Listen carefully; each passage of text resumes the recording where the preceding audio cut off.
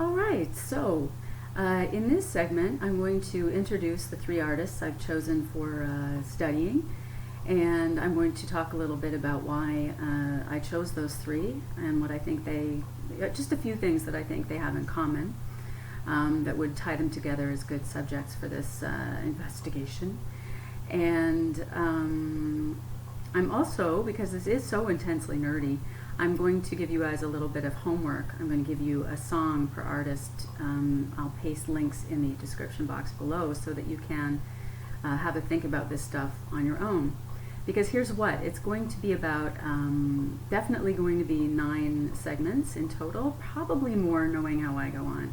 I already have a lot to say. So about each of them, and I just want to here's another thing too, unlike usual, I'm not going to be reading or responding to comments until I am through this whole series, making the whole series like a grease pig. As I have so much to say. I've got so much material for this, and I just can't. Yeah, I don't want to get sidetracked. And again, I have it sort of formed already.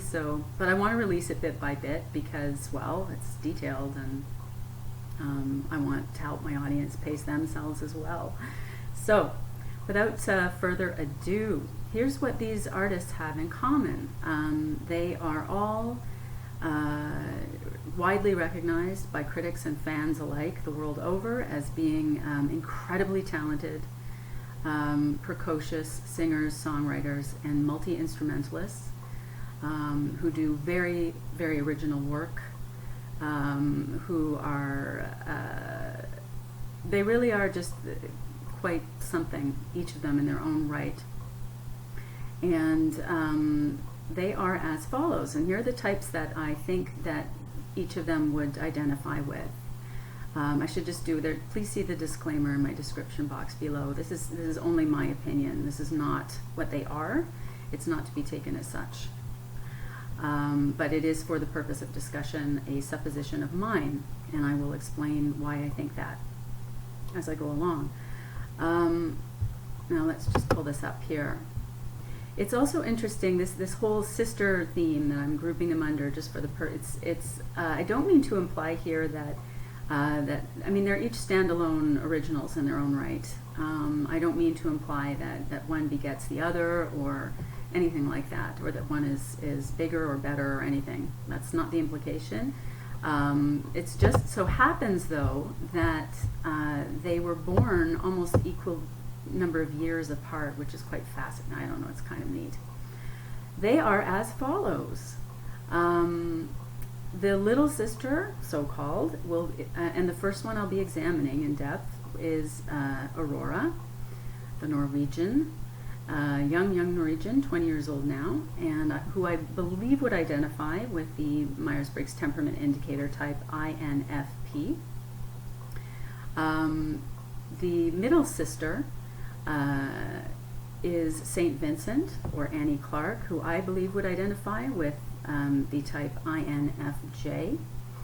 And then the so-called big sister is Björk, who I would be extremely shocked if she ever took an interest in this thing and she did not score and identify strongly with the type ENFP.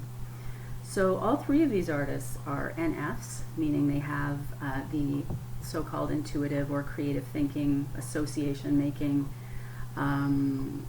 information gathering, temperamental preference, somewhere in the upper 2 slots of their cognitive function stacks.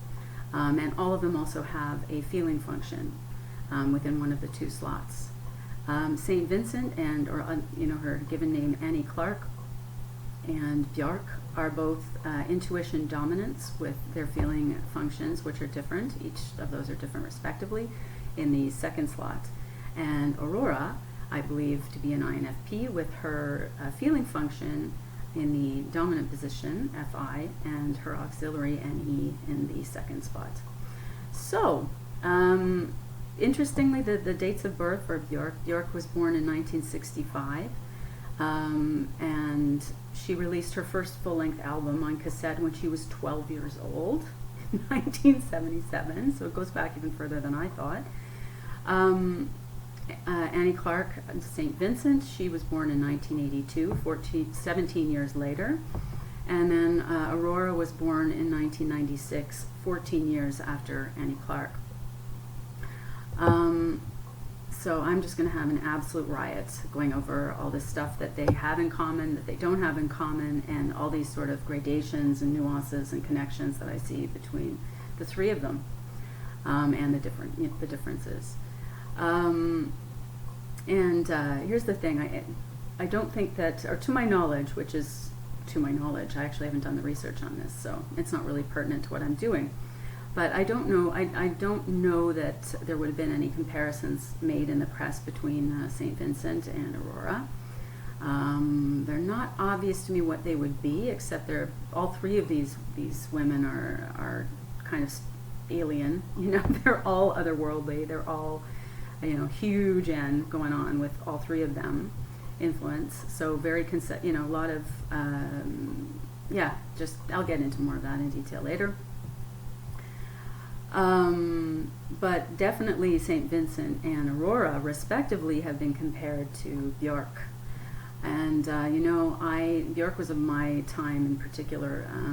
The 90s was just nonstop for Björk, and I can definitely remember when she came on the scene. First of all, she was fantastic in her band, which she was in for several years, from the late 80s to 1992. 1992, the Sugar Cubes, which was much more of a rock outfit.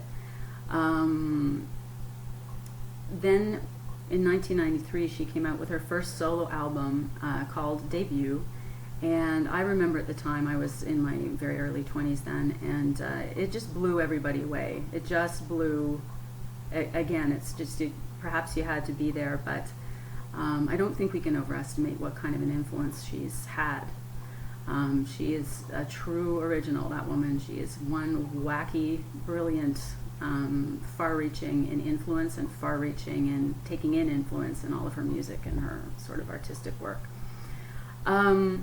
So definitely Aurora has been compared to her, and St. Vincent there have been references made, cross-references made there, and I can't wait to go into that. So I think what I'll do is I'll just leave you with the songs. What I invite you to consider are these three songs, which I don't know if I'm going to comment on. I already have other documents I'm going to be analyzing in subsequent videos in the series. But I think it will be fun for those who are into this at all to have a think about what the differences might be in terms of cognitive functioning between these three artists, and how this might be exemplified in these songs and also in the videos, which they each had a good deal to do with. Although they didn't direct them themselves.